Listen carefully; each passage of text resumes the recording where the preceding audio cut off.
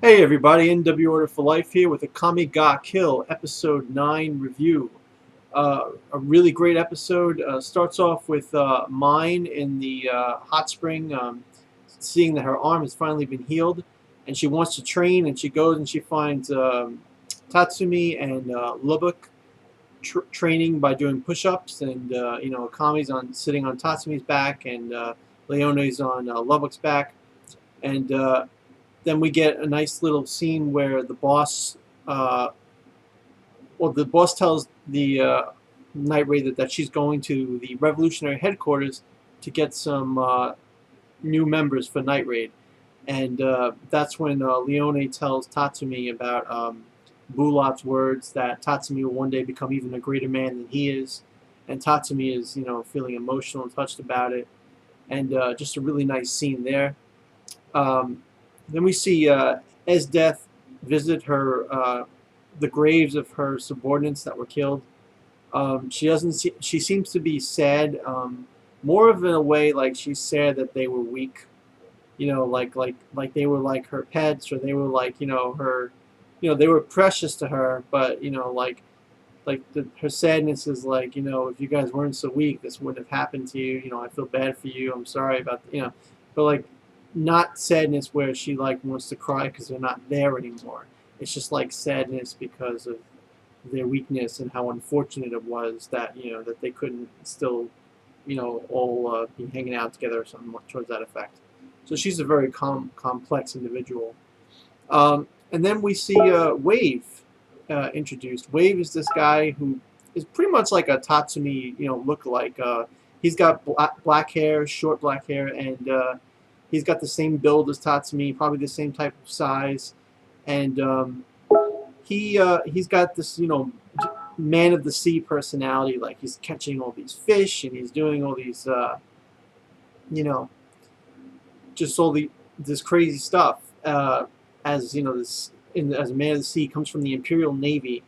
I'm not gonna say it was crazy stuff, but basically, like he's got a ton of fish in his bag. He's weird, and he's like you can see he's like from the country or whatever, and that's what I mean by crazy. Like as opposed to the capital, the Imperial capital, the people looking at him and say, "Oh, this guy's definitely not from around here." And so he goes to the room where he's supposed to meet with join the group of Esdeath's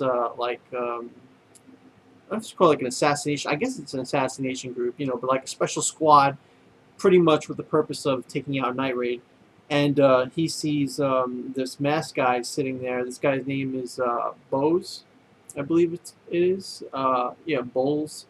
And he is sitting there with a mask. And he's got scars, and he looks like a really creepy kind of killer kind of person. And he's not saying anything. And we find out his name because he introduces himself in a bit. But Kurome walks in. Kurome is like all weird with her snacks. She doesn't want nobody touching her snacks. And then Dr. Stylish comes in. This guy looks like some guy in a doctor coat kind of thing.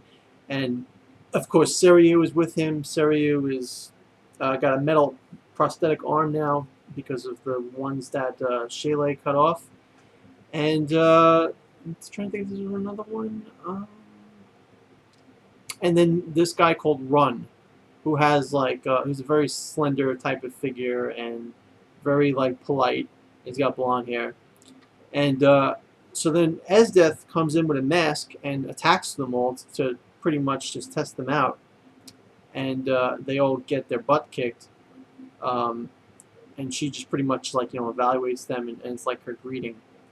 But the guy balls in the mask, he's like surprisingly shy, and he's all like you know, I guess like aware of the evil that he does, because like when Wave is cooking with him in a little bit, Wave is like, oh, you're surprisingly like good person or something, and he's like, I'm not a good person. Like he says it like very quiet, and like he tries to be kind with his teammates, and he tries to be like, I guess, a decent individual that way, but when he's in the battle or whatever, he's probably like the psychopathic killer.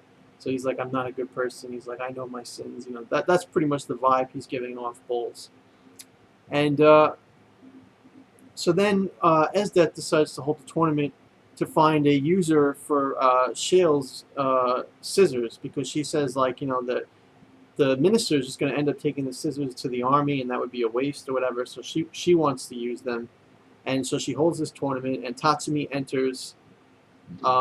Before that, though, we see Tatsumi talking with Lubbock, and Lubbock tells him of the story of how their night boss leader, the boss, Night Raid's boss, there you go. Night Raid's boss, she was previously like a general alongside Esdeath, or, I don't know if she was a general, maybe she was slightly lower, captain or something, I'm not sure. But they went to subdue this southern tribe in the name of the capital, and Esdeath tortured them, and, just brutally slaughtered everybody, and the boss of Night Raid couldn't stand it. She couldn't take part in it. She thought it was evil and disgusting, whatever. So that shows, probably the start of the boss's mistrust towards the capital right there. But after that, that's when Leone tells Tatsumi that there's going to be a tournament, and you should enter, and they're all thinking he should enter it to see what Esdeath looks like, and also he can earn some prize money. So Tatsumi enters the tournament, and he pretty much single-handedly takes out this big guy with his fist, saying to himself that after he's fought the 3 of Esdeath's subordinates, like, he's not afraid of nothing. This guy is nothing compared to them. He uses his bare hands. He punches the guy in the stomach. He twists his hands on the floor to spin his legs around so he can do like a leg sweep kind of thing, like a handstand leg sweep. Really cool.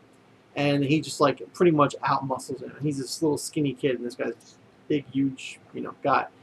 And Esdeath is immediately stricken with like love for Tatsumi, because like he flashes this smile after his victory, and like her eyes just water up, and she gets like the blushing in her face, and Esdeath is all she's all ready to make Tatsumi her plaything, and she goes down there. She says she's going to give him a reward. The reward is a collar on his neck. She said, from now on, you're going to belong to me. And Tatsumi can't even protest, because she knocks him out with a chop.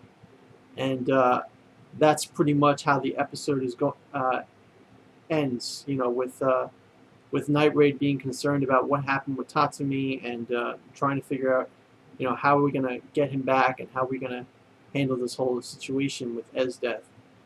I gotta say, it was just a really good episode. As a villain, Esdeath is like this psycho. We've talked about it before in the past, but she's crazy, and she's evil, but she's complex in the sense that, like, she's got these different alluring qualities to her.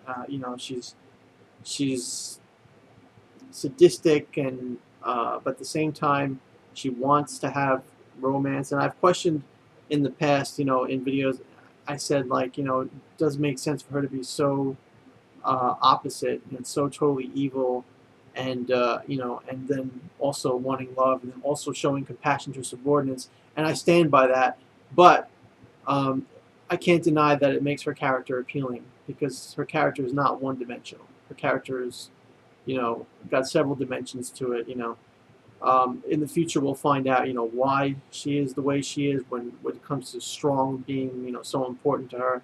I mean, it's not that big of a reason, not that great of a reveal, but, it's one aspect to her character. And then, this love thing with Tatsumi is now a new aspect to her character, and the torture, and, so there are several aspects to her character, and she's definitely, you can see why she has so many fans among the anime manga fandom in Akame Got Killed.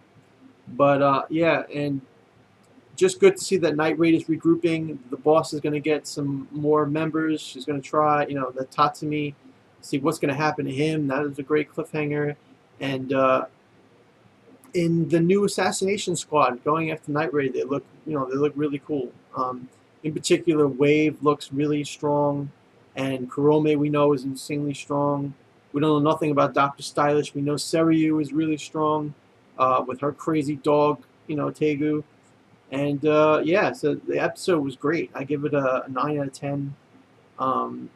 just looking forward to everything in the future, how they're going to continue to animate the manga. So far, it's being animated pretty flawlessly, so it gets a thumbs up from me. 9 out of 10. So that's my review for Akame Got Killed episode 9. If you like this review, please rate and comment down below. Subscribe for more videos in the future. Let me know down below about anything you think about Esdeath, about Tatsumi, about the possible relationship, maybe about why mine was blushing when Tatsumi, was saying stuff. Does that mean anything? Like, just anything you pick out, like during the episode that you might want to talk about, just let me know, and I'll respond to all comments that I see. So thanks a lot, guys. Have a great day.